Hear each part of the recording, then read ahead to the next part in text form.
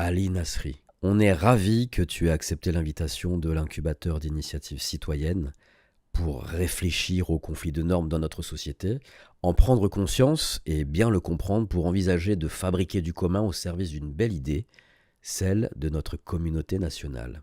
Est-ce que tu pourrais commencer par te présenter, nous dire qui tu es, en précisant ton rapport à Vaux-en-Velin?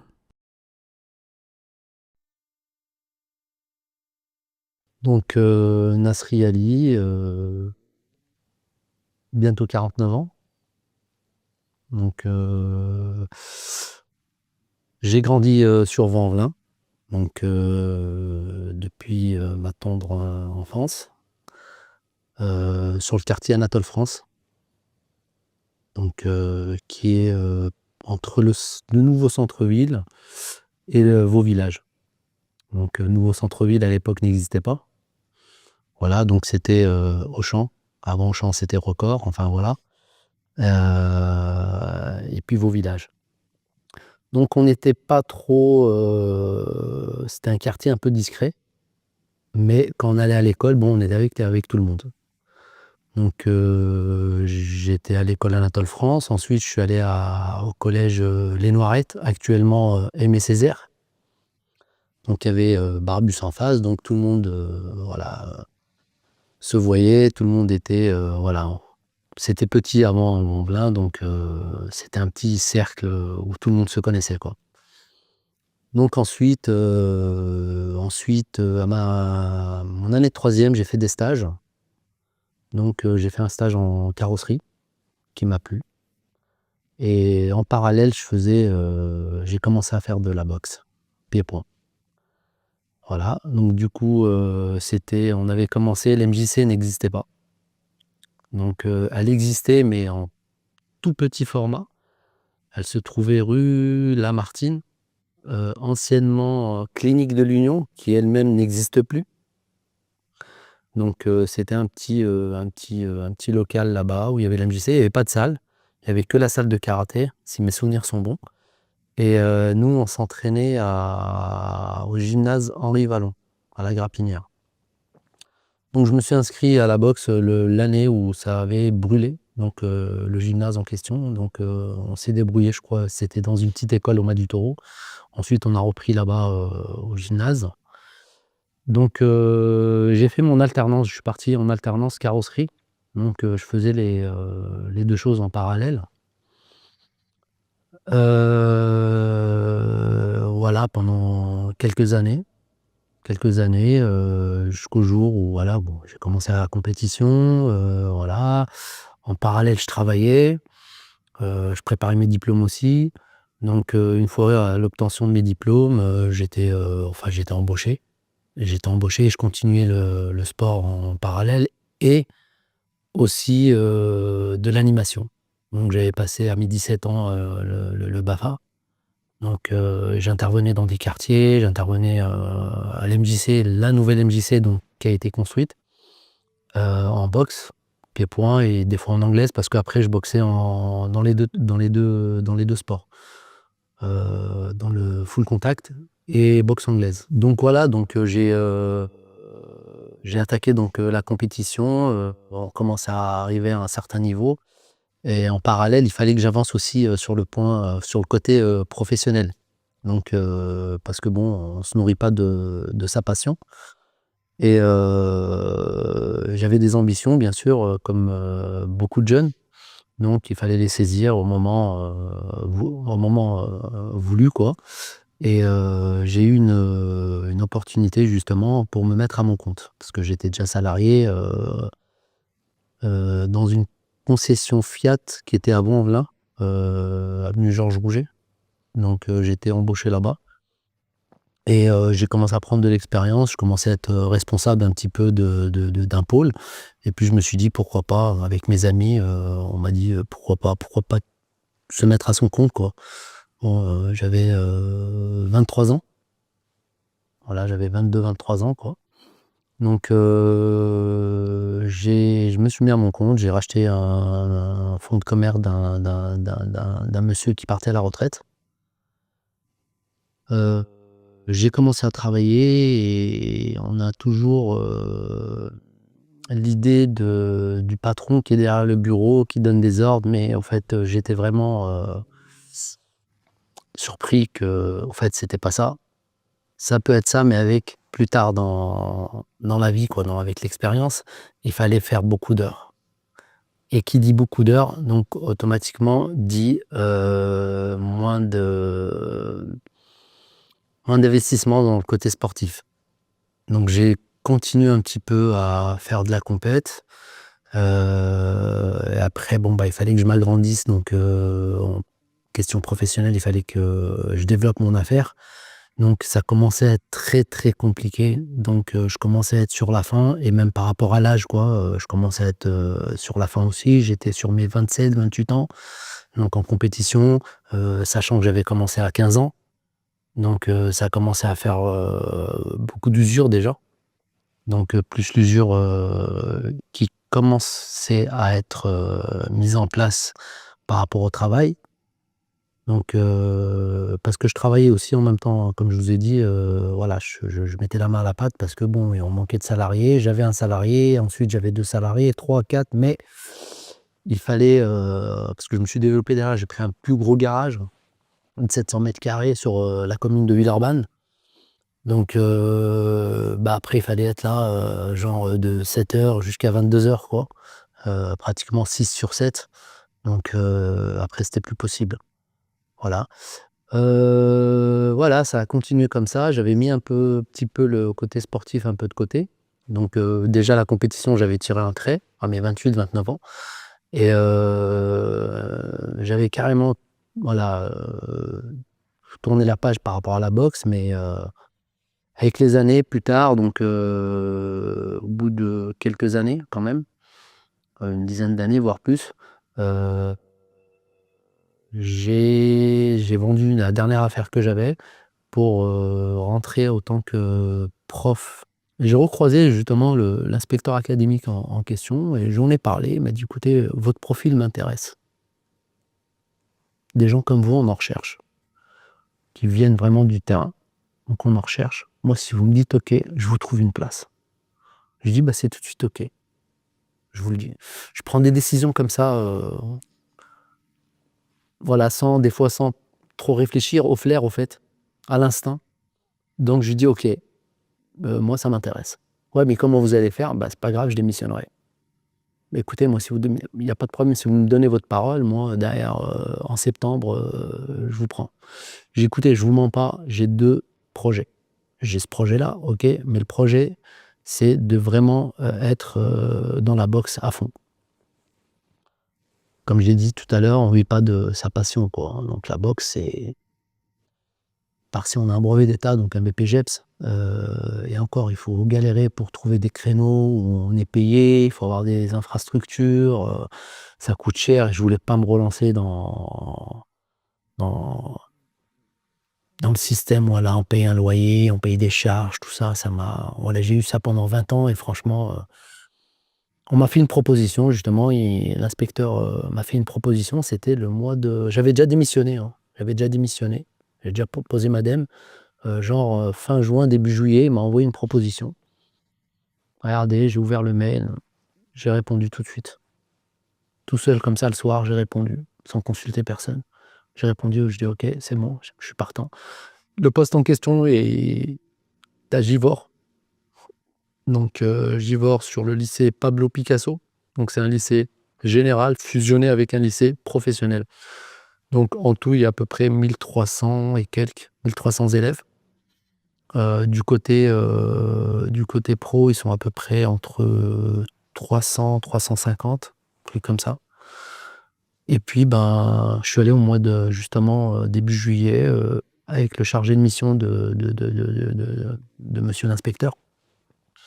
Donc pour me faire visiter les locaux, tout ça, on a discuté, c'est bien passé, parce que je l'avais déjà rencontré. Donc c'est bien passé, je devais remplacer quelqu'un qui avait un accident de travail, donc qui était pas là depuis, déjà 1 an. Donc et puis, voilà, j'ai 2 classes. Il fallait que j'ai 2 classes de seconde, donc première année bac. Par contre, c'était des bacs, c'était plus des CAP, donc le niveau, il est un peu plus élevé et c'est sur 3 ans, au lieu que ça soit sur, 2 ans, le CAP. Et le truc, c'est que derrière, voilà, moi, ça m'arrangeait bien parce qu'il y a moins d'heures. Donc il y a moins d'heures et qui dit moins d'heures, dit, plus de contenu, plus de travail, plus de ça soit plus concentré, puis on va à l'essentiel, quoi. On va à l'essentiel, pas de production, donc pas de clients. Donc on n'a pas la contrainte du client de faire du chiffre, parce que ce qui était à Boisard, parce que c'était leur moyen de vivre. 30 du fonctionnement, de l'école était, dû à la facturation client. Donc ça a toujours été comme ça, donc moi j'ai accepté le truc, mais après ça m'allait plus. Donc c'est pour ça que derrière je suis parti et donc j'ai atterri à Pablo Picasso qui se trouve, lui aussi dans un quartier. Donc pas comme Vanvelin, parce que Vanvelin c'est pas un quartier, c'est une ville, mais genre, comme si vous dites, le Mas du Taureau, quoi. Voilà, il est dans un petit quartier, donc pareil avec des jeunes, qui viennent de la campagne, qui viennent du quartier en lui-même, qui viennent de Givors-Centre, qui viennent de Vénissieux. J'ai un jeune de Vénissieux, de la Duchère, ils viennent un peu de partout, quoi. Avec des difficultés, avec des. Il y en a, ils avaient de l'avance par rapport à d'autres, enfin, qu'ils ont de l'avance par rapport à d'autres. Et tout de suite, hein, c'est voilà, quand ils voient un prof maghrébin, donc c'est tout de suite, ils essayent de chercher l'origine, de quel quartier il est, parce que on est obligé d'habiter dans un quartier apparemment, mais bon, voilà. Et après l'origine, je le dis pas trop parce que ça les regarde pas trop.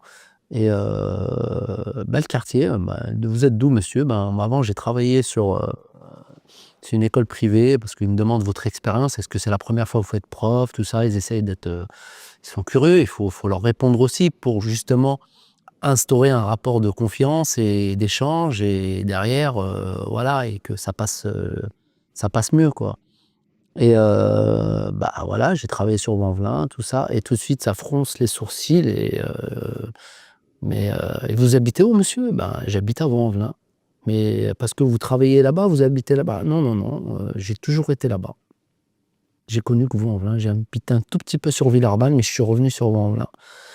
Et ah d'accord. Et tout de suite, voilà, au début, ça met un petit froid parce que il y a la méfiance, ouais, Vanvelin, tout ça, quartier. Et puis après, je leur dis, voilà, je m'occupe d'une salle de sport, de boxe, voilà ce que l'on fait, voilà les projets, c'est pas ce qu'on croit.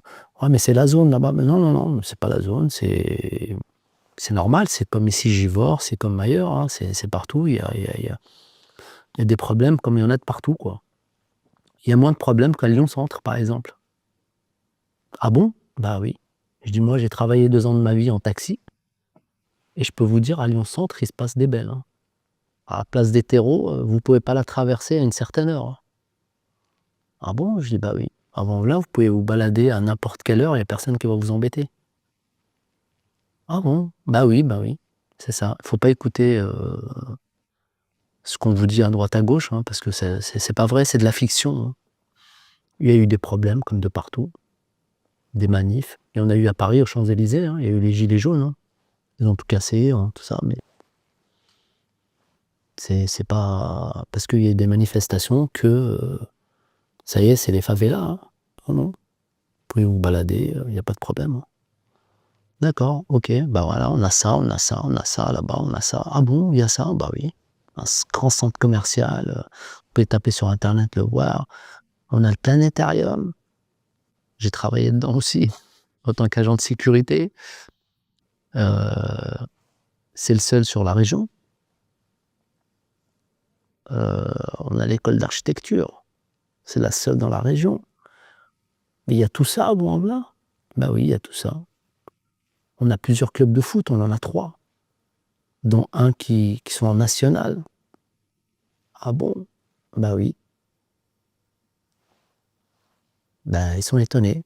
Ils sont étonnés. Au karaté, on a eu des champions du monde. En boxe, on a eu des grands champions. Au foot, pareil, de partout. En taekwondo, au handball, et j'en passe. Ouais, voilà. Donc, et même géographiquement. Je leur explique, je leur montre, je dis: «Regardez où elle se trouve en là. Il y a pas mieux pour y vivre. Géographiquement, on est à côté de tout. L'autoroute pour aller au ski, on en a pour 1 heure et demie. La ville, en 10 minutes, on y est. De partout, on a le parc de Méribel à côté. On y va à pied. Quand on était jeune, on allait à pied, on allait en vélo. On prenait le goûter, pique-nique et on y allait, on passait la journée, on revenait. Ah ouais, bah oui. Quels sont tes ancrages? Famille, culture, religion, amis? Quelles valeurs t'ont été transmises? Comment tu t'es construit? Les valeurs qui m'ont été inculquées, donc on va commencer par la base. On l'appelle comme ça aussi la base, c'est la maison. Donc moi j'ai perdu ma mère, j'avais 7 ans. Donc j'avais 7 ans, donc en partant l'enterrer, donc en Algérie, euh, ben, je me suis retrouvé à rester là-bas. J'ai fait un séjour, un long séjour. Donc je suis resté là-bas, donc en parlant pas la langue, rien du tout. Donc je me suis retrouvé dans une classe où ça parlait en arabe. Moi, le petit français qui arrivait, parce qu'on m'appelait comme ça, hein. Donc contrairement à ce que certaines branches ici nous considèrent comme étrangers, mais au fait, non. Quand je suis arrivé, j'étais étranger là-bas. Donc le petit français, on m'appelait. Et bah, il fallait s'imposer, hein. Il fallait se mettre comme tout le monde. Il fallait se battre dans tous les sens du terme. Il fallait se battre pour faire sa place, pour dire que j'existe, que je suis là, que voilà, que j'ai besoin de personne, que je suis là, je vais réussir et voilà. Donc je suis arrivé, je parlais pas la langue. Première année, ils m'ont fait retaper mon CP. C'est ça, première année d'école, c'est le CP, ouais. CP, ils m'ont fait retaper parce que j'avais déjà fait mon CP ici, moi. Non, CP, CM1, CM2, CM2. C'était CP, CE1, CE2. Ouais, c'était le CE1. J'ai recommencé, c'est à 6 ans, c'est ça qu'on fait le. Voilà, on me l'a fait retaper. Donc, ce qui correspondait là-bas à la première année en élémentaire, parce qu'ils n'ont pas le même fonctionnement que nous. Donc, je suis passé au bout de 3 ans. Je suis passé du dernier de la classe, donc c'est même pas le dernier de la classe, c'est quelqu'un qui était un ovni, enfin pas un ovni, mais un extraterrestre, quoi, qui arrivait, qui. C'est quoi cette langue, quoi? Je comprenais rien, le fonctionnement, tout ça. On me posait à l'école, on venait me chercher et puis je comprenais que dalle, quoi. Et au bout de 2 ans et demi, j'avais un super prof qui parlait français, qui parlait super bien français et qui m'expliquait à chaque fois: «Voilà, ça veut dire ça, ça veut dire ça, ça». En fait, j'ai eu cette chance-là. Dans mon malheur, j'ai eu cette chance-là et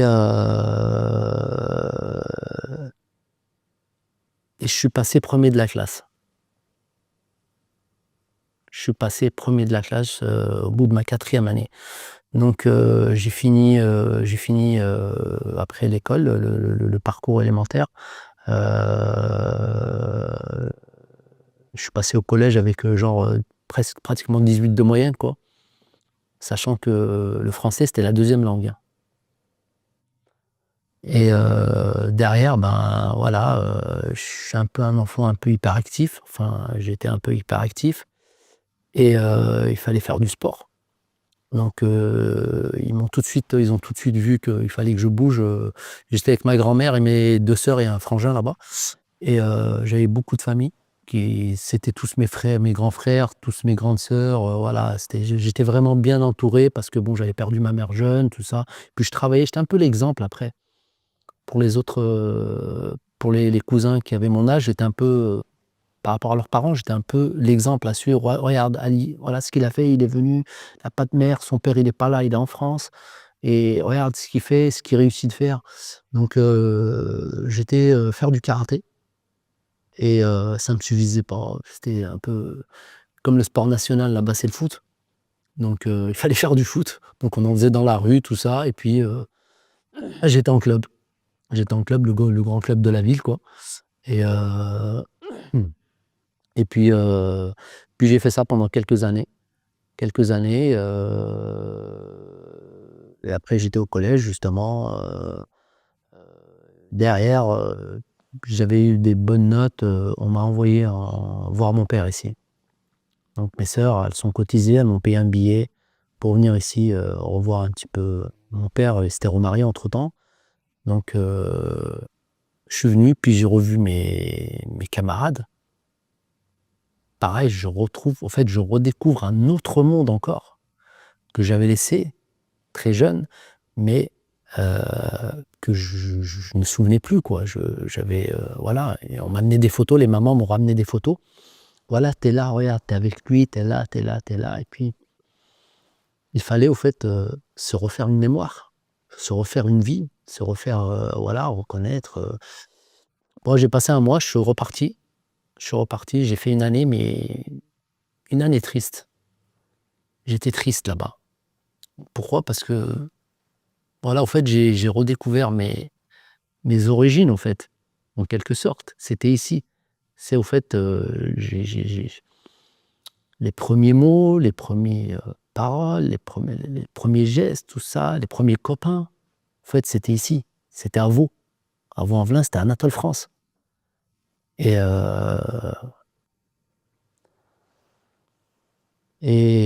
voilà, j'ai passé une année où je voulais plus bosser à l'école, je voulais plus rien faire, je pensais qu'à revenir ici, quoi. Je voulais. Et puis j'ai tout fait pour. J'ai emprunté de l'argent. Je suis parti. À l'époque, ils avaient instauré le visa. Je suis parti faire mon visa tout seul à 15 ans, à 150 km de chez moi. J'ai pris le taxi, tout ça. Je me suis débrouillé avec un oncle pour me prêter de l'argent, pour prendre un billet de bateau. J'arrive, pareil, le bateau, il est à 250 km d'où j'habitais. Donc j'arrive, bon, à 15 ans, je croyais que. Ouais, je regardais trop les films, hein. J'arrive pour prendre le bateau, le douanier me regarde avec sa grosse moustache, il me dit t'es avec qui? Je suis tout seul. Il rigole, il me dit mais t'es fou? Et t'es avec personne, t'as 15 ans, l'autorisation parentale, c'est où? Je sais pas, c'est pas grave, mon père il m'attend là-bas. Non, non, allez, rentre chez toi. Waouh, j'avais plus de sous, hein. J'avais à peine le prix du taxi aller. J'avais plus de sous. Bon, j'ai pensé, j'ai réfléchi, je dis ah, je sais qu'on a des cousins ici, je me rappelle où ils habitent, on allait chez eux à l'époque, passer des vacances. Et ils ont un enfant qui est devenu douanier. Vous savez, qui faisait des études pour devenir douanier. Alors je prends mon baluchon et puis je marche, je crois, pendant 2 heures, 1 heure et demie de marche. J'arrive, je toque la tante, la cousine à Lourdes. Ouais, d'accord, regarde, t'es tout seul? Je dis bah oui. Qu'est-ce qui se passe? T'as fait une fugue? J'appelle ta famille? Non, non, non, j'ai pas fait de fugue. Voilà, je lui explique le cas. Il m'a dit bah attends, il arrive ton cousin et puis tu en parles. Il vient, il rigole, je lui raconte l'histoire, il s'écroule de rire, quoi. Il me dit mais c'est une blague, c'est un film, c'est quoi? Et puis il me dit bah le problème c'est que les bateaux ici, il y en a pas tout le temps, hein. C'est pas Alger, hein. C'est Annaba, c'est un bateau par semaine, hein. Ok. Et je fais quoi? Bah le prochain bateau, il est dans 4-5 jours. Tu fais quoi? Je dis bah je sais pas. Il m'a dit tu restes. Tu restes, je suis resté. J'allais à la plage, je passais mon temps, tout ça. Le jour J, il me réveille, il me dit allez, je t'embarque. Pareil, j'arrive, sachant que pas de nouvelles, hein. Ma famille avait aucune nouvelle de moi. Ni en France, ni de l'autre côté. Bon, je me pointe et puis ça vous apprend plein de choses, tout ça là. Ça vous apprend plein de valeurs, plein de choses, plein de. Voilà, ça forge. Et puis j'embarque, j'arrive, Marseille, pareil le train, Pardieu, le 57. Je sais pas s'il existe encore. Le bus 57, il posait devant le quartier Georges Bouget. Donc après, il fallait faire le tour pour aller à Anatole France. Je monte, la belle-mère, je stoppe, la belle-mère qui mourt, qui a fait s'évanouir. Mon père qui vient du travail après. Comment t'as fait? Je raconte. Moi, il prend le téléphone, il appelle. Voilà, il est là, c'est bon. Tranquille, quoi. Et puis, voilà. Et puis, ma sœur qui vient après nous rejoindre d'Algérie. On passe un mois de vacances. En repartant, je monte avec le copain de mon père. On allait faire la route Espagne, Espagne, Maroc. C'était ouvert les frontières entre le Maroc et l'Algérie. Et je fais un accident de voiture avec le copain de mon père. On se retourne. Donc, rapatriement avec avion, tout ça, ici à Grange-Planche. Et je fais 5 mois d'hôpital. J'étais bien déglingué, quoi. Je fais 5 mois d'hôpital. Donc en sortant, il fallait me scolariser. Parce que c'était trop tard là-bas, je pouvais plus retourner. J'avais entamé l'année, mon père m'a dit maintenant tu restes, et là tu restes, quoi. T'as plus rien à faire là-bas. Moi ça m'a arrangé. Donc voilà, j'atterris à Aimé Césaire, en plein milieu de l'année. Encore une adaptation, mais cette fois-ci dure. Parce que on n'est plus dans le monde des enfants, quoi. On est dans le monde des adolescents. C'est un peu dur. Je connais pas, moi, là, je connaissais pas, enfin, je connaissais pas les mentalités des quartiers. Voilà, l'autre, il est tel quartier, l'autre, tel quartier, le langage, voilà, la posture à avoir, tout ça. Voilà, c'était, qu'est-ce qu'on fait dans ces moments-là? On se met en retrait, puis on observe, et on attend que ça se passe. Et on regarde. Donc, quel camp je vais aller? Donc, c'est pareil, à l'époque, c'était pas comme maintenant. On était mélangés, hein. On était mélangés, il n'y avait pas les noirs, et les juifs, et les musulmans, et les chrétiens, et les blancs, et les gris, les asiatiques, non, il n'y avait pas. On était des élèves. On était des élèves, tous ensemble. Il y avait tout le monde. Voilà, on n'avait pas de préjugés, on n'avait rien, quoi.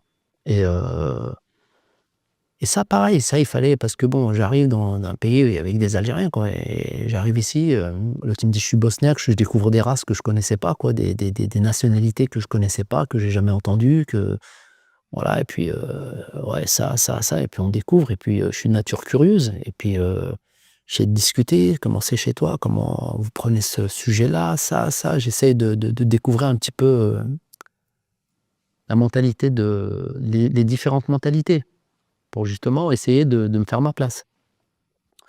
Et derrière, par contre, j'avais un sacré instructeur à la maison, qui était mon père. Il est venu, lui, il avait 15 ans en France, en 1951.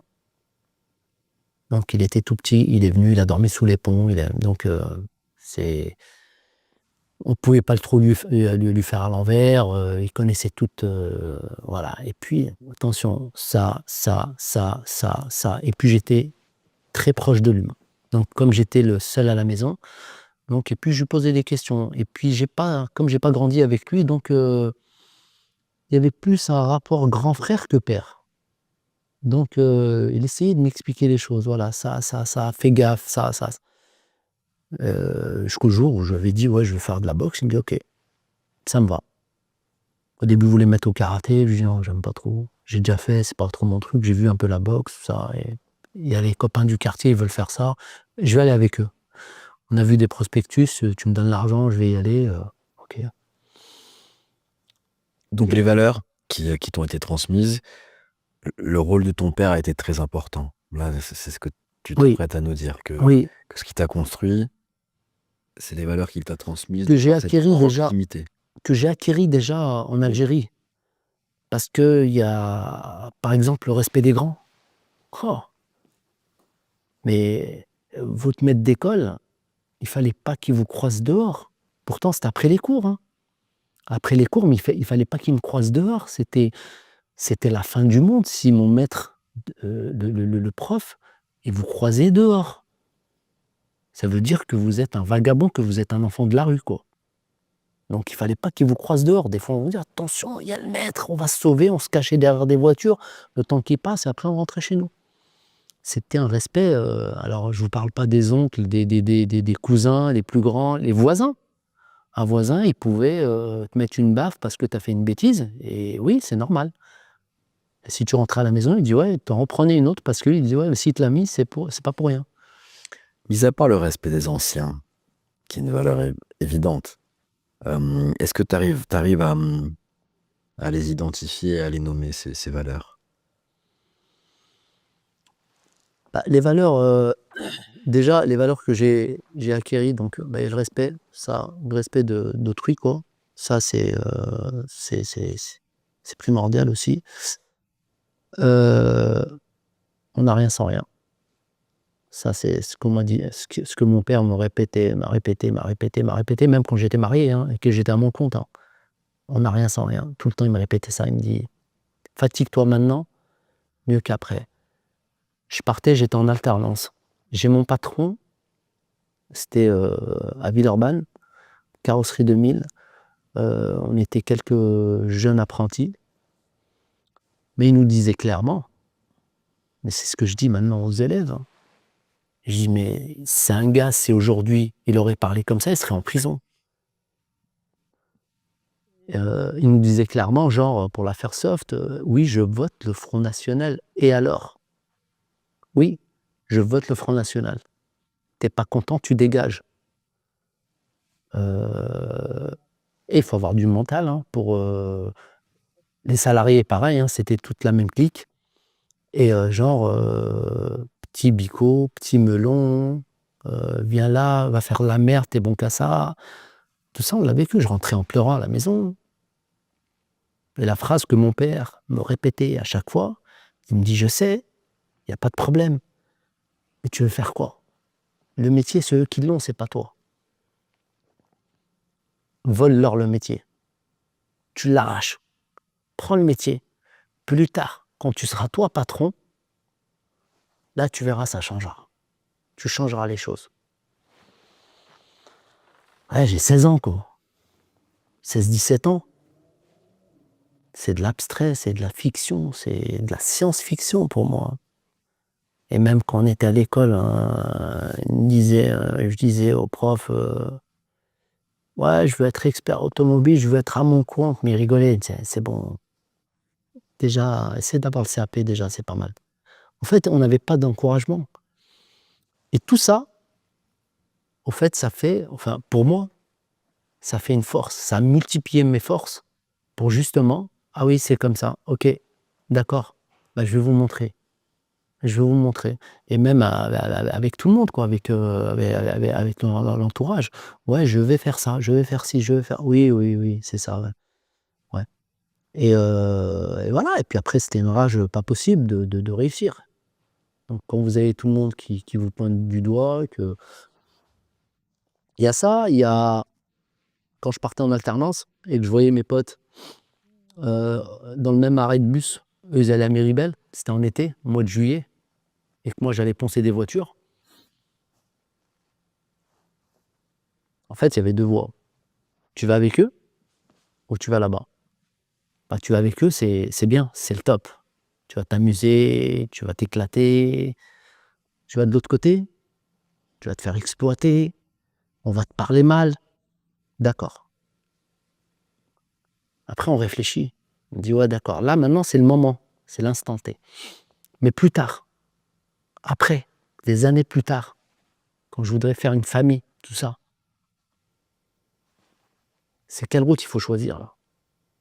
Je choisis celle-là, aller bronzer, aller, écouter de la musique, me baigner, d'aller travailler, d'apprendre un métier et de bah, voilà après, quand on est un petit peu intelligent, ben, la voie, est vite choisie, quoi.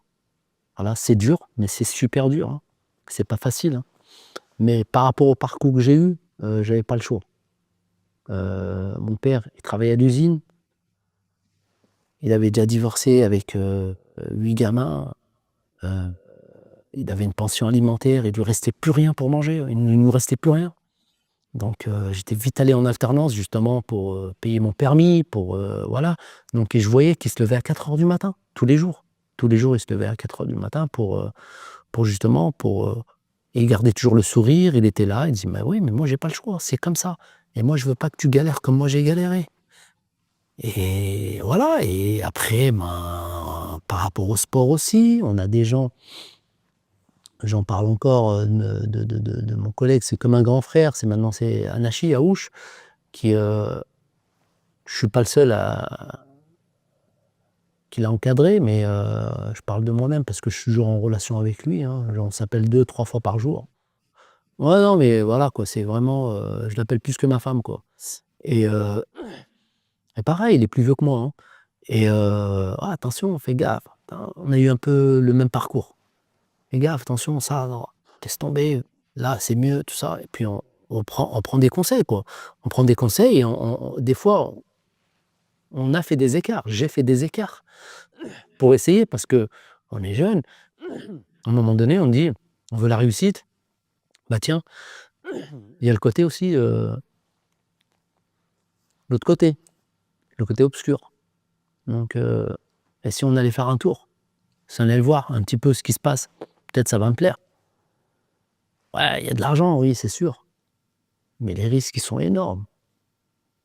C'est pareil, c'est comme avec la voix de Miribel et c'est la même voix. Ouais, je vais plus me fatiguer dans cette voie-là, mais elle est sûre. Cette voie-là, je sais, je vais arriver tout de suite, mais on sait pas, derrière, il y a des gros risques. Derrière, on peut tomber du 9e étage. Est-ce qu'il y a des moments clés, une sorte de bascule où tu as pris conscience de divergences de valeurs, et que choisis-tu de nous confier? Quand on est sur Vanvelin, bon, on a un peu tous à peu près le même profil. Dans notre génération, je dis pas je suis une exception, non, je suis pas une exception, on était beaucoup à être comme ça. Après, il y en a, bon, ils ont choisi une voie, d'autres, ils ont choisi la voie des études, d'autres de l'apprentissage comme moi, d'avoir un métier, tout ça. Après, bon, bah, à la fin, quand on arrive à un certain âge, on se retrouve un petit peu tous dans un mariage ou dans un truc ou à l'époque, dans les soirées, tout ça, on se retrouvait, ben voilà, et on prend des nouvelles, on apprend. Tiens, qu'est-ce qu'il devient? Ben, il est mort. Comment il est mort? Ben voilà. Qu'est-ce qu'il devient? Bah, il est là, il est à l'ombre. Ah, combien d'années? Bah 15, 10, 5. Peu de temps après, ah bah tiens, t'es sorti, ouais. Bah, il recommence. Qu'est-ce que tu deviens? Bah, je fais une formation de cariste pour toucher le SMIC après. Moi, j'étais chef d'entreprise. J'avais des salariés. C'est là, derrière, je dis: «Ah ouais, quand même, j'ai fait le bon choix. J'ai fait le bon choix». Reste que on est dans une société où le fait déjà, on a un peu la triple peine. C'est pas la double peine, c'est la triple peine. Qui veut dire, je viens de Vaux-en-Velin, je suis un arabe, je suis un arabe et pas un arabe qui s'appelle Georges ou Michael. Pourquoi? Parce qu'il y a des arabes chrétiens, arabes et musulmans.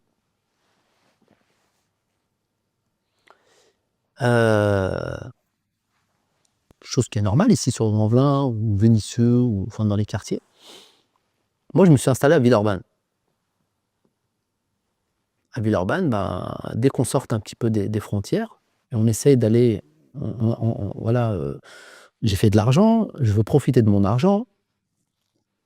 J'ai acheté une belle voiture qui sort un peu du commun et puis on commence à ouais, je commence à me faire contrôler, quoi. «Pourquoi? Mais monsieur, qu'est-ce que j'ai fait?» «Non, comme ça». «OK».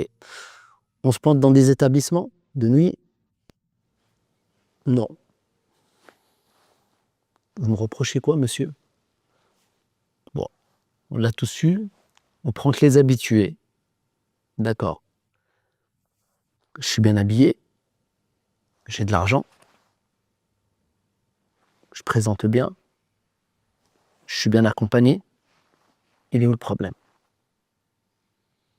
Non, non, je pose des questions. Ça, c'est des anecdotes, hein, que tous ceux de mon âge ont vécues, hein. Une anecdote justement par rapport à ce à cette discrimination. Parce que, je le dis, on n'est pas... On rentre pas dans la... Voilà, je suis pas une victime. Non, je suis pas une victime. Je suis pas du tout une victime, au contraire. Je suis un leader, je suis pas une victime. Il y a personne qui me victimise, personne. Et j'étais en train de bricoler, c'est quand j'ai eu ma grande entreprise, donc qui était à Villeurbanne, en plein à 200-300 mètres des gratte-ciel, du quartier des gratte-ciel. J'avais une grosse affaire, j'avais 700 mètres carrés, j'avais 5-6 salariés, j'avais 2 Stéphane, des blonds yeux bleus, j'avais voilà, de tout type, quoi, voilà. Et j'étais devant le garage, enfin, à l'entrée du garage, un expert qui se pointe. J'étais là, j'étais en bleu de travail parce que bon, je mettais la main à la pâte. Puis je bricolais. Et je vous en parle parce que ça m'a marqué. Parce que c'était un... J'étais plus le gamin de Vaux-en-Velin, quoi. On encaissait, quoi. Quand on était plus jeune, bon, c'est normal. On est de Vaux, on se fait contrôler. Voilà, c'est normal. Hein, c'est monnaie courante, quoi. Mais à un moment donné, voilà, j'habitais Villeurbanne, j'avais un garage sur Villeurbanne, j'étais patron, belle voiture, bonne situation. Puis là, j'étais en train de bricoler, un expert, il passe. Je dis bonjour, il me répond à peine, et il passe. Il va voir mon salarié, Stéphane, qui est au fond de l'atelier. Oui, bonjour, vous allez bien? Je viens expertiser un véhicule, voilà. Il me dit, bah oui, mais pourquoi vous n'avez pas vu avec le patron? Bah non, je ne l'ai pas vu. Il est où le patron? Bah si, vous lui avez dit bonjour là-bas. Ah, il est venu, il me dit, ah, c'est vous le patron? Je dis, bah malheureusement pour vous, oui, c'est moi. Et je dis, bah vous allez attendre que je finisse, s'il vous plaît. Ok, d'accord. Des histoires comme ça, j'en ai eu plein. Hein. Mais bon, voilà, c'est... Pourquoi il m'a pas demandé à moi, quoi? Tout de suite, qui est le patron? Pourtant, c'était un jeune, hein, c'était pas, on peut pas dire, ouais, c'est un monsieur de la vieille école, voilà, encore la mentalité du colonialisme. Non, c'était un jeune. C'était un jeune. Et là, on se dit, mais au fait, il y a un big problème, quoi. Et alors, c'est où? Vous avez 2 solutions. C'est où vous vous renfermez sur vous-même et vous restez en communauté, je travaille qu'avec les miens, tout ça, ou vous dites, ben, je vais montrer que non, voilà, à cause des gens comme ça, je vais encore plus grimper, quoi. Et puis voilà, et puis c'est sûr que quand vous arrivez dans des soirées où on vous demande tiens, c'est quoi ton prénom? Ali? Ouais. T'es d'où Ali? De Vaux-en-Velin. Ok, d'accord. Et tout de suite, bah, la question, hein, t'es de quelle origine? Tout de suite, il faut qu'on la ramène, quoi. Il faut que cette question revienne sur le plateau, quoi. Discutons maintenant du conflit de normes. Et si on fabriquait une boussole pour identifier les clivages qui abîment l'horizon de ce que pourrait être une France en entier? Commençons par la laïcité. Elle protège ou elle exclut? Donc ça tombe bien, car j'ai eu une réunion avec les profs et le personnel encadrant du lycée actuel sur la laïcité. Donc ils nous ont posé une question que j'ai trouvée très intéressante. Donc on a travaillé dessus. C'était sur le calendrier scolaire. Est-ce qu'ils respectaient la laïcité ou pas? Je dis, bah écoutez, moi je ne vais pas me plaindre des jours fériés, hein. Mais si vous me parlez de laïcité, la Toussaint, Pentecôte, l'Ascension, vacances de Noël, Pâques. Je dis, vous allez me répondre tout seul à votre question, en fait. C'est pas un calendrier laïque. On est sur du judéo-chrétien. Donc derrière. Donc qu'est-ce qu'on fait? Parce qu'on demande aux autres communautés, on va mettre le doigt dessus, hein, pour on dit la deuxième religion de France, pour les musulmans, d'être laïque, de respecter la laïcité. Mais nous, en tant qu'État, français, quel exemple nous donnons? Parce qu'on est là, on est des donneurs d'exemple, au fait. C'est comme moi, autant que prof, je ne vais pas avoir une posture que je vais interdire à mon élève. C'est ce que je leur dis. Des fois, ils se mettent en technologie, ils se mettent comme ça sur la table. Je dis, lève-toi. Ah, mais je suis fatigué, monsieur, mais j'ai les yeux ouverts. D'accord, ben moi, je vais donner le cours comme ça. Est-ce que c'est normal? Non, c'est pas normal. Donc, toi aussi, c'est pas normal que tu sois comme ça.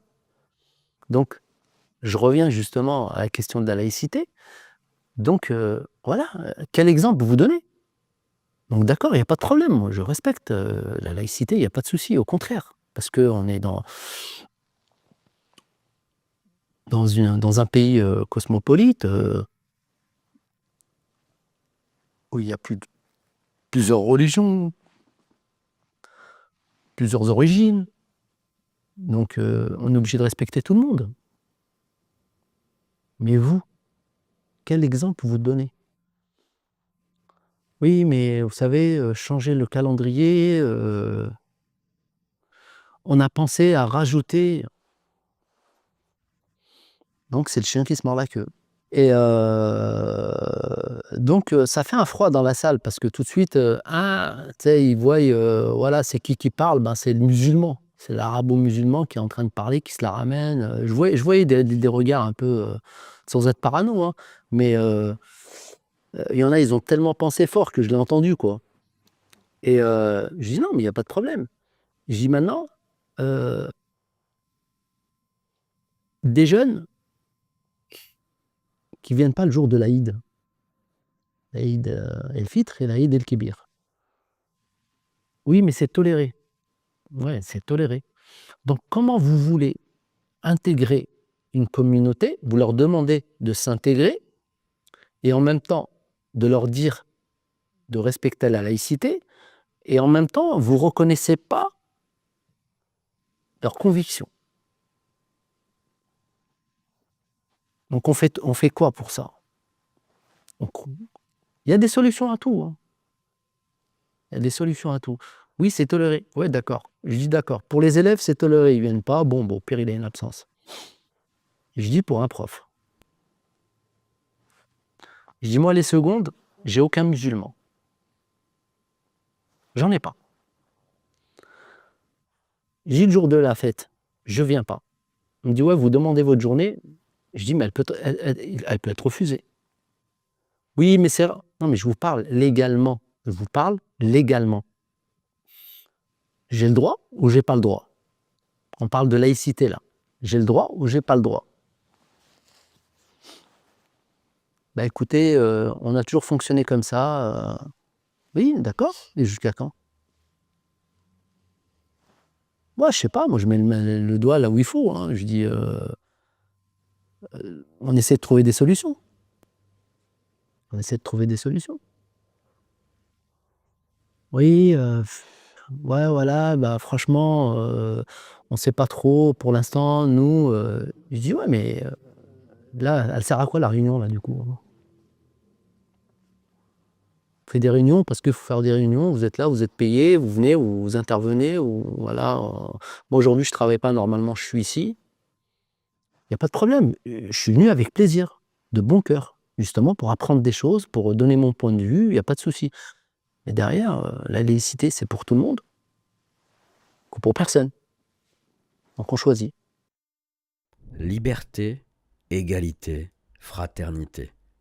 Pour tout le monde? Liberté, égalité, fraternité. C'est ça? Est-ce qu'elle est crédible? Quand vous prenez un jeune de quartier, comme moi j'étais, donc quartier, arabe, musulman, qui galère à trouver un travail ou qui galère à trouver sa place, dans la société et que vous lui dites: «Égalité, liberté, égalité, fraternité», d'accord? Après il grandit un petit peu et il se fait refouler d'une boîte. Il va se présenter à un travail, chose que j'ai vécue, donc dès que j'ai envoyé mon nom, sans suite. Il est où le truc? Elle est où la liberté? On l'a. On est dans un pays libre, il y a pas de problème, on peut dire ce qu'on veut, là-dessus, il y a pas de souci, tant que ça reste, dans le cadre de la loi. Après l'égalité, fraternité, là, allez les convaincre, hein. Entre eux, peut-être, mais avec tout le monde, il y a un gros travail, mais énorme travail. Il faut que en fait, on peut pas demander à quelqu'un quelque chose et moi derrière je fais le contraire. Et derrière je lui reproche de pas s'intégrer, mais je l'empêche de s'intégrer. En fait, je lui dis de rentrer et je regarde par la fenêtre, je lui dis: «Vas-y rentre», mais au fait la porte elle est fermée à double tour, elle est blindée la porte. Je lui dis: «Vas-y rentre, pourquoi tu rentres pas?» «Elle rentre». Non mais c'est voilà, c'est peut-être, c'est exagéré, mais c'est la réalité, hein. Nous on le ressent comme ça. On a toujours ressenti, le truc comme ça. Au fait, voilà, on est là, mais c'est pas chez nous, en fait. Après, ils se demandent pourquoi les gamins, dès qu'il y a quelque chose, ils sortent un drapeau, ils sortent ci, cela. Pourquoi? Bah, justement, ils essayent de trouver leur place, tout ça. Et quand la France, elle joue, ils sont contents. Quand la France, elle joue contre l'Allemagne, on est content que la France, elle gagne, hein. Il faut pas croire que ci, que cela.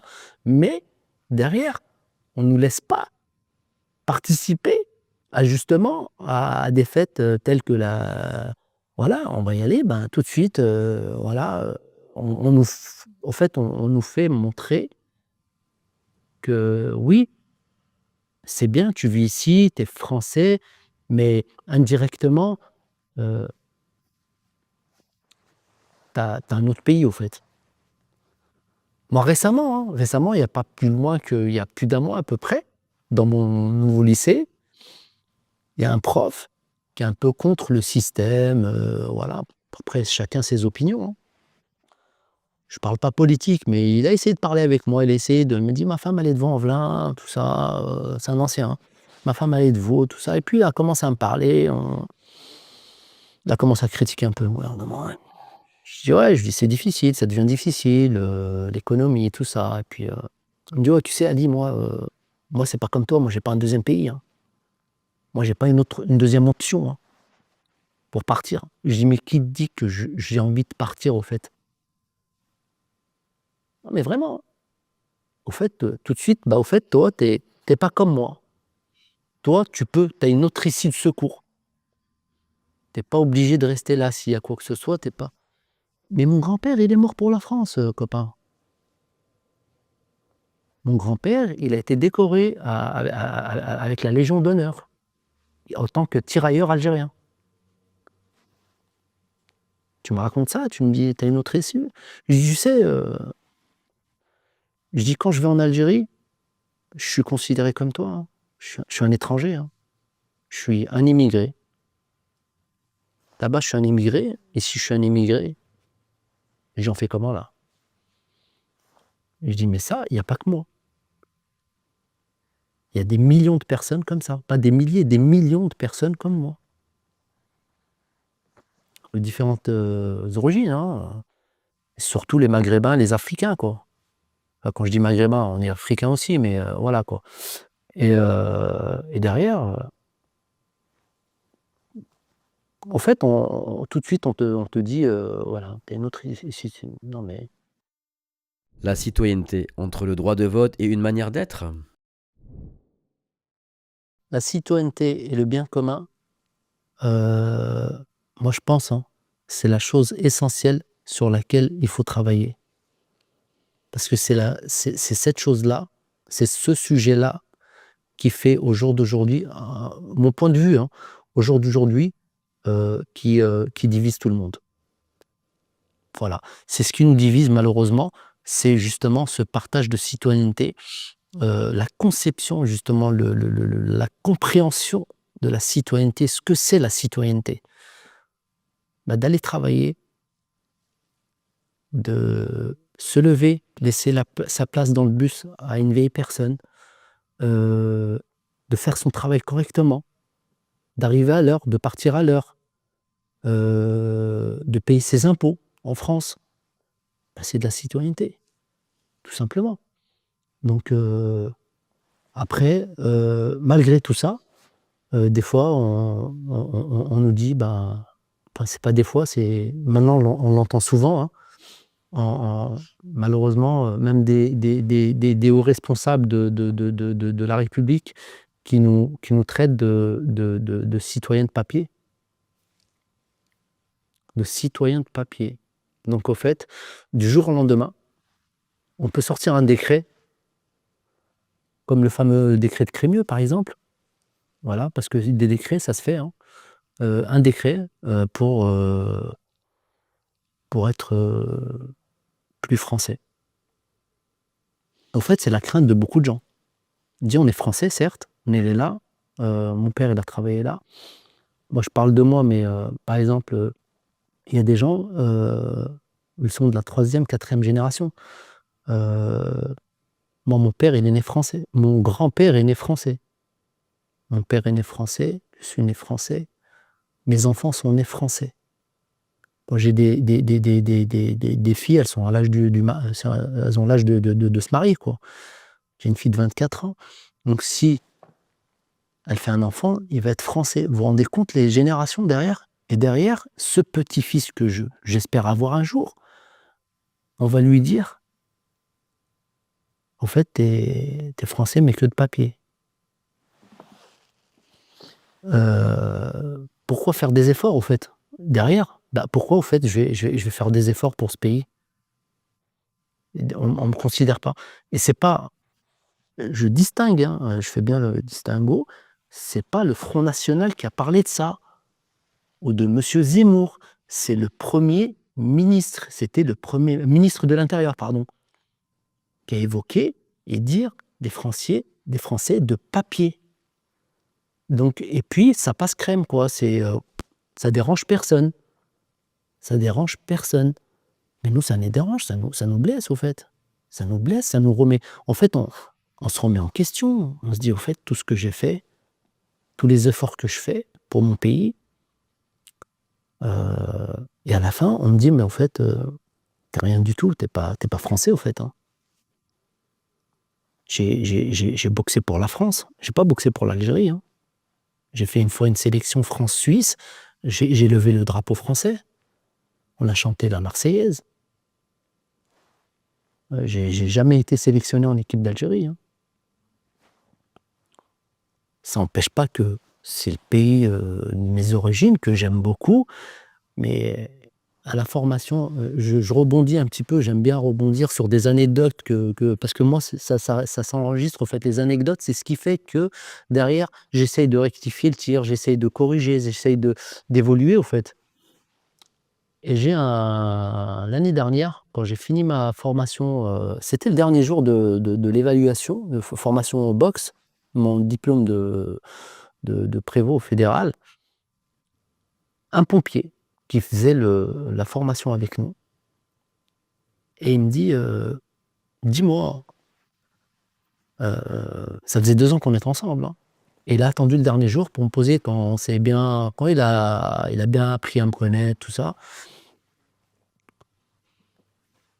Tu fais quoi comme différence entre la France et l'Algérie?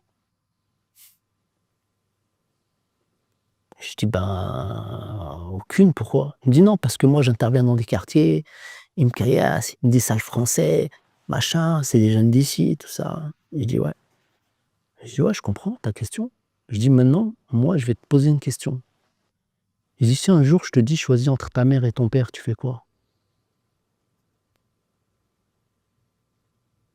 Il dit, ah, mais toi, t'es pas con, hein. Je dis, non, mais c'est la réalité.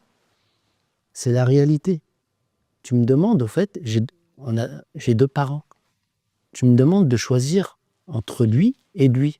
Mais non, c'est les 2. Voilà, c'est tout simplement. Les programmes scolaires, l'opportunisme d'un récit ou la pluralité des points de vue? Donc sur le programme d'histoire, donc qui commence au collège, moi j'ai fait celui du collège. Donc lycée, j'ai pas fait parce que j'étais en CAP alternance et on faisait que les matières, clés quoi, maths, français, anglais, voilà quoi, physique, enfin on faisait pas, histoire géo, tout ça, on faisait pas. Et j'étais étonné quand j'étais au collège parce que je suis venu d'Algérie moi. Et au fait, l'histoire en Algérie, bah, au fait, ça parle que la guerre d'Algérie, que de la guerre d'Algérie. Donc je connais toutes les dates, je connaissais tout par cœur. Et j'aime ça en plus, l'histoire, j'aime beaucoup ça. L'histoire géo, c'est mon sujet favori, après la carrosserie et la boxe. Et je suis arrivé au collège, et puis on passe en histoire, et puis je regarde le programme, puis je vois des dates que, bah, en fait, je connais pas moi. Les sans-culottes, 1789, la prise de la Bastille, tout ça, je connaissais pas moi tout ça. On n'a jamais moi je dis: «C'est des bonnes choses quoi, c'est des nouvelles choses que je vais apprendre par cœur», et puis, j'attendais, le sujet où je vais briller au fait, pour me faire montrer, pour montrer que j'existe au fait, parce que je venais d'arriver dans un collège que je connaissais pas, pour montrer que voilà, il y en a pas. J'attendais et puis, oui, le guerre d'Algérie qui a duré, tant, voilà, de telle date à telle date et basta. Et on en reste là et hop, on passe à autre chose. Il y a pas, il y a pas le début. 5 juillet 1830, ça, on ne l'a pas vu. Toutes les étapes, pourquoi, le comment, le pourquoi, tout ça, les conflits, rien du tout. Je dis peut-être au lycée. Après, quand j'ai eu mes filles au lycée, bah non, il y a pas. À l'université peut-être? Bah non, il y a pas. OK. Et au fait, ça nous ramène, justement, ça nous ramène à à la reconnaissance, à la reconnaissance, de ces jeunes issus de l'immigration. Je parle pour moi, par exemple. Heu, J'arrive, je dis: «Mais en fait, on est où? On est où dans l'histoire? On se place où? En fait, on se place où? On est où? On est nulle part». En fait, on a à la maison le papa qui met la chaîne Algérie et qu'on entend, il y a, bah, tiens, il y a l'indépendance, il y a la fête de l'indépendance, la fête de la révolution, tout ça, les martyrs, il y a eu tant de martyrs, tout ça. Ah bon, mais j'ai pas vu ça à l'école moi. Plus d'1,5 million, juste pendant la guerre. Heu, Puis on n'apprend pas tout ça et derrière, bah, qu'est-ce qui se passe? On se dit: «Bah, au fait, on essaie de nous mentir». En fait, il y a de l'arnaque quelque part, quoi. On essaie de nous mentir. Pourquoi on essaie de nous mentir, au fait? En général, quand on essaie de mentir à quelqu'un, c'est qu'on cache quelque chose de pas bien. C'est où il y a une arnaque derrière, où on essaye de mentir parce qu'on a fait quelque chose de pas bien, quelque chose de pas joli.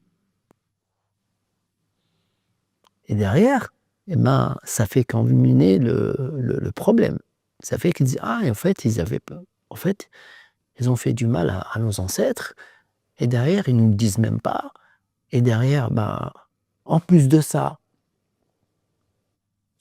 heu, je me fais refouler de là-bas, le prof, il me parle comme ça, le policier, quand il me contrôle, il me traite comme un moins que rien». Mais en fait, c'est un étranger. Malgré lui, malgré toi, au fait, tu dis, bah, au fait, tu fais le lien. Tu arrives à un moment donné, tu dis: «Eh bah, au fait, ouais, heu, bah, un jour, il faut que je me barre d'ici». C'est la question maintenant qui revient à chaque fois, hein. C'est que: «Ouais, mais il y a plus rien ici à faire ici. De toute façon, on sera jamais reconnu comme tel. Je vais partir». Mais le problème, c'est qu'on part pas, parce qu'on peut pas partir. Parce que quand on part, ben, on n'est pas de là-bas. On n'a pas les codes. On les a ici les codes. Pourquoi? Parce qu'on a essayé de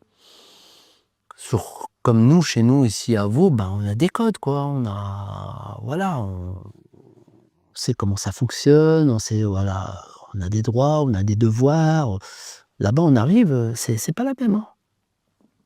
C'est pas la même, ouais, t'as des droits, mais t'as surtout des devoirs. Donc, au fait, on a le cul entre 2 chaises, hein, en restant poli, quoi. Et c'est ça, franchement, c'est un sujet, ce sujet-là, il faut l'attaquer vraiment, il faut le travailler vraiment en profondeur, quoi. Il faut vraiment aller à la source, à la source, revoir vraiment, je parle à haut niveau, hein, c'est-à-dire, tout en haut, de trouver la solution. Parce qu'au fait, la solution, ouais, on va virer tout le monde, machin, mais tu vas virer quoi, quoi? Là, il nous parle de 6 millions d'Algériens. Je parle parce que je suis d'origine algérienne, mais il y en a pas 6 millions. Faut arrêter de se voiler la face. Si on calcule les petits-neveux, les mélanges, tout ça, mais on est plus dans les 20 millions que dans les 6 millions, hein. On est entre 15 et 20 millions, hein. En relation directe avec l'Algérie, hein. Je parle pas de ceux qui ont une relation indirecte. C'est-à-dire quelqu'un qui est marié avec un franco-algérien, qui est, comme on dit, français de souche. Je parle pas de ceux-là. Je parle des vraiment qu'ils ont un lien direct. C'est-à-dire qu'ils vont au consulat, ils peuvent sortir l'US12, donc ils peuvent sortir leur passeport algérien. Et derrière, ça va pas s'arrêter. Ça va se développer encore enfin, cette population. Donc qu'est-ce qu'on fait pour vraiment l'intégrer, mais pas juste avec les paroles, hein, pour qu'elle fasse partie vraiment du décor, qu'elle fasse partie de notre pays, voilà, que la passerelle se fasse, quoi. Parce qu'on parle de passerelle, mais il faut qu'elle se fasse à un moment donné. Fait vraiment que voilà, c'est bon. Maintenant, il faut arrêter. Il y a les bons et il y a les moins bons. Donc allez, on est tous pareils et puis voilà. Et l'idée du grand remplacement? Qu'est-ce que je pense des gens qui parlent du grand remplacement? Moi, j'ai juste une question à leur poser. La France, elle a essayé de faire quoi le 5 juillet 1830? C'est la question que je pose. C'est tout. Donc, qu'est-ce que la France a essayé de faire? D'aller civiliser des sauvages. C'est ce qu'ils disent, hein. Sauf que, à cette époque, les militaires qui sont partis justement faire ce travail, ils étaient à 90% illettrés. Et quand ils sont arrivés, ils ont trouvé une population qui savait lire et écrire, qui savait lire et écrire et compter. Donc derrière, il y a eu des gens qui ont été, pas des gens, il y a des villages entiers qui ont été enfermés dans des grottes et enfumés. Donc à l'époque, ils avaient inventé, c'est le fameux général Bugeaud qui avait inventé les chambres à gaz. Pourquoi? Pour les tuer. Pourquoi les tuer? Pour les remplacer. Après, derrière, qu'est-ce qu'on a fait? On a commencé à ramener des populations. Donc, on a proposé à des gens qui étaient d'origine espagnole, portugaise, tout ça, venez, il y a du travail, on va vous mettre là-bas, vous allez être bien. Allez, choisissez les fermes que vous voulez, les terres fertiles, voilà, tout ce que vous voulez, c'est à vous. Choisissez, c'est tout. Mais juste, vous restez là. Ça, j'appelle ça un grand remplacement. Certes. Par contre, quelqu'un qui vient, qui travaille, qui, fait, qui participe à l'économie d'un pays, qui paye des impôts et qui fait des enfants, que ces enfants-là grandissent, deviennent médecins, deviennent avocats, deviennent carrossiers, deviennent profs, en fait, c'est pas un grand remplacement, c'est une participation, justement, à l'évolution d'un pays. Un grand remplacement, c'est quand on arrive avec des armes. Qu'on arrive avec des armes et qu'on veut éradiquer un peuple. Là, oui, je suis d'accord, c'est un grand remplacement. Mais par contre, arriver en situation régulière ou irrégulière, si les gens viennent en situation irrégulière, pourquoi viennent? À votre avis, quelqu'un qui risque sa vie dans une barque à traverser la Méditerranée, moi je l'ai traversé la Méditerranée dans un grand bateau, hein, et on a peur, hein, parce qu'il n'y a rien, hein, c'est tout bleu de partout. Donc dans une barque, à traverser, et il dit au fait, je risque de mourir. Donc vous croyez qu'il va risquer de mourir parce que là-bas il était bien? S'il est parti, c'est qu'il est parti de pire que la mort, de quelque chose qui est pire que la mort. C'est-à-dire, c'est la mort lente, au fait. Parce qu'il était dans une situation où il mourait lentement et qu'il voyait sa famille mourir lentement. Donc il n'y avait pas d'autre issue que cette issue-là. Pourquoi? Parce que l'euro, il est plus fort que, par exemple, le dinar ou le dirham, ou voilà, et qui viennent ici pour travailler. Bon, moi, tous ceux que je vois, hein, autour de moi, hein, sincèrement, hein, tous ceux que je vois autour de moi qui sont venus justement ou en situation irrégulière ou régulière pour s'installer, c'est des gens qui ont fini avec des entreprises. Ils ont fini patrons, ils ont fini avec des appartes, des voitures, et en plus de ça, ils payent leurs impôts, tout ça, et ils envoient de l'argent à leur famille pour les nourrir. On a quoi comme problème avec ces gens-là? Ah oui, ils ne sont pas comme nous, ils sont musulmans, portent le voile, il a une barbe. Mais en fait, ça nous gêne en quoi, ça? Pas tant que la personne, c'est comme une entreprise, au fait. Pas tant que mon salarié, il vient, qu'il ait une barbe, il ait un voile, je m'en fous. Moi, il est là pour me faire gagner de l'argent. S'il me fait gagner de l'argent et qu'il respecte les horaires et la politique intérieure de mon entreprise, mais que demande le peuple? Mais là, au fait, on a peur de quoi? On a peur qu'on fasse mieux que nous. Moi, c'est la seule raison, parce qu'ils se disent, c'est des gens, ils ont faim, ils ont envie de réussir. Donc, eh ben, à un moment donné, ils vont nous prendre notre place. Mais quelle place? Pas la place, ouais, on va finir. Non, ben, ils vont prendre ta place parce que toi, tu es directeur ou tu es chirurgien ou tu es, je sais pas, ou politicien. Ben, on va venir, on va te prendre ta place. Pourquoi? Bah, parce qu'on va être meilleur que toi. Et tu sais que c'est des gens qui ont la dalle, quoi, qui sont là, qui vont réussir. Et toi, ils n'ont pas à manger avec des cuillères en argent, hein, contrairement à toi, par exemple, qui raconte ces conneries-là, quoi. Est-ce que le concept de citoyenneté religieuse, qui a été réfléchi par un Vaudais, Kassim Ben Yahya, pourrait être un levier pour dépasser le conflit de normes?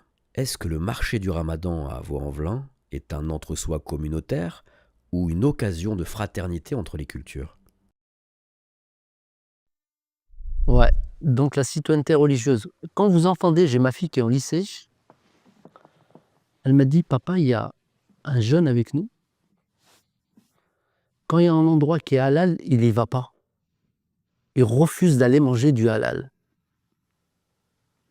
Bah, je lui dis: «Tu lui dis, c'est pas contagieux, hein. C'est pas parce qu'il va manger du halal qu'il va devenir musulman, hein». Elle m'a dit: «Papa, c'est véridique. Il mange pas du halal, il refuse». Déjà, on a un gamin de 17 ans qui pense comme ça. Donc derrière, c'est les parents. Donc si on pense ça, c'est qu'on est loin. On est loin, on est très loin justement, de pouvoir, assimiler, la citoyenneté à la religion. Il y a un pays qui est pas très loin de chez nous, qui est sorti de la Communauté européenne, et quand vous arrivez, vous pouvez être, contrôlé donc, à la douane. Donc, la personne qui va vous autoriser à pénétrer dans leur, pays, elle peut être voilée. C'est une grande puissance mondiale, hein. Et il n'y a pas de problème là-bas. Le maire de Londres, je crois. Le maire de Londres est musulman. Vous avez des gens qui peuvent vous contrôler, donc des douaniers, des policiers, qui peuvent être voilés, qui peuvent avoir un habit traditionnel pakistanais. Et tout en étant avec la tenue de policier. Je comprends pas. Pas très loin de chez nous, ça fonctionne super bien. Et ici, ça fonctionne pas. Pourquoi ça fonctionne pas? Parce qu'on veut pas que ça fonctionne. Tout simplement. Il faut pas remettre la faute sur l'autre. Il faut à un moment donné se remettre en question. Se remettre en question, dire qu'est-ce que moi j'accepte et qu'est-ce que j'accepte pas. Et si je l'accepte pas, pourquoi je ne l'accepte pas? Il faut argumenter. Il faut donner des arguments, mais concrets et convaincants surtout. Donc c'est pas non, c'est contraire à nos valeurs. Oui, mais valeurs de quoi? Moi, j'aimerais bien connaître ces valeurs. C'est quoi les valeurs? Valeurs judéo-chrétiennes. Ok, mais on ne parle pas de laïcité là, du coup. Donc il faut, à un moment donné, la laïcité à géométrie variable, il faut arrêter. J'ai rien contre la religion, je le répète et je le répète et je le répète, j'ai rien contre la religion juive, mais quand on voit qu'on parle de laïcité et qu'on fait la fête de Hanouka à l'Élysée, au fait, quelle image vous envoyez aux jeunes musulmans de banlieue à qui vous leur interdisez le voile, à qui vous leur dites que vous êtes là pour faire un grand remplacement, à qui vous dites que vous ne faites pas partie de notre sphère parce que vous êtes musulman, parce que vous n'êtes pas laïque, parce que vous faites vos prières.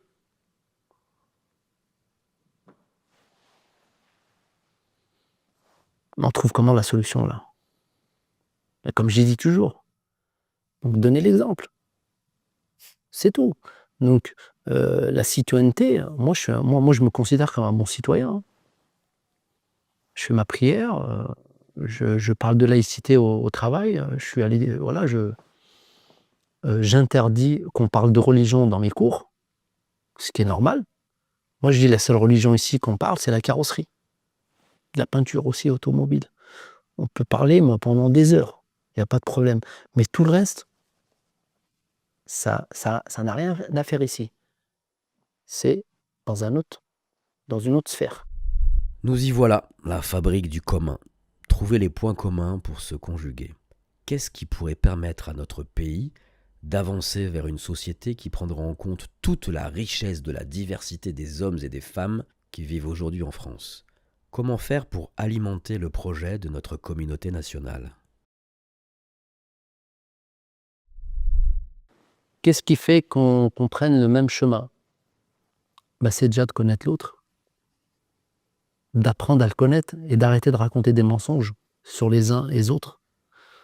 Donc d'apprendre vraiment à se connaître et pas écouter BFM TV ou CNews et dire ah bah tiens bah, les musulmans c'est ça au fait.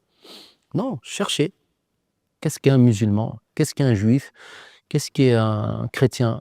Qu'est-ce qu'est un bouddhiste? Qu'est-ce qu'est un athée? Euh, voilà, tous ces gens-là quoi. Cherchez, comprenez. Mais voilà, je connais pas une religion, ben, je vais aller à la source. Je vais aller à la source et il faut que chacun le fasse au fait. Et si chacun le fait pas, eh ben, on essaye de faire des pas des formations, mais ouais, pourquoi pas des cours? Pourquoi pas des cours à l'école? Qu'on parle, voilà, de religion. Mais des vrais cours obligatoires. Tantôt, on va parler d'islam, de judaïsme, de chrétienté, du bouddhisme, voilà, de parler de tout. Comme ça, au fait, ben, on connaît tout, au fait. On vit, en plus, on est obligé de connaître. Pourquoi? Parce qu'on vit au milieu de tout ça. C'est comme je vous dis, d'aller faire un sport. et je vous expliquais pas la règle. Tout simplement. Je vous dis, vous avez jamais fait de rugby ou je sais pas, de football américain ou du polo, water polo, je sais pas quoi. C'est des sports que je connais pas moi. C'est pour ça que moi les règles de rugby, je connais pas. Et moi je connais pas le rugby et vous me dites, «Bah tiens, allez, tu vas faire un match». Bah, tu vas faire un match, attention, à haut niveau. Ouais, d'accord, physiquement je suis là, il y a pas de problème, je suis tolérant, j'apprends vite. Mais oui, mais les règles, je les connais pas. Ah, l'autre, il va me plaquer, il va me massacrer. Ah, je dis: «Ah, il est méchant lui, il est vilain, pourquoi il m'a fait ça? Il m'a fait mal, c'est pas» mais non, c'est le jeu, au fait, il est comme ça. Comprenez un petit peu le lien? Voilà, c'est ça. Heu, Apprenons les uns des autres, pose des questions. Il faut arrêter de se braquer. Il faut arrêter parce qu'on essaie de monter les uns contre les autres, de montrer, que des points négatifs, que des points négatifs. À un moment donné, ben, qui est le gagnant dans l'affaire, quoi? Personne. En tout cas pas nous, pas le peuple. Parce que le peuple, on est dans le même bateau, hein. On rame pour arriver au même endroit, hein. Donc derrière, moi, la seule idée, c'est que d'apprendre, les uns des autres et surtout, l'État, s'il veut vraiment que ça fonctionne correctement, que ça arrête déjà, qu'ils mettent des règles. Donc la laïcité, c'est pour tout le monde, déjà pour commencer. Donc la laïcité, c'est quand je parle de telle personne, ben, je peux parler de l'autre aussi. Je peux parler de l'autre aussi. C'est pas lui, oui, tu as le droit, tu peux te déchaîner. Lui, oh là là, encore mieux. Ah là-bas, attention, hein, il faut pas parler, hein, sinon, tu ci, tu cela, tu voilà. Non, faut arrêter la géométrie variable, il faut l'arrêter. Faut que ça soit, pareil pour tout le monde.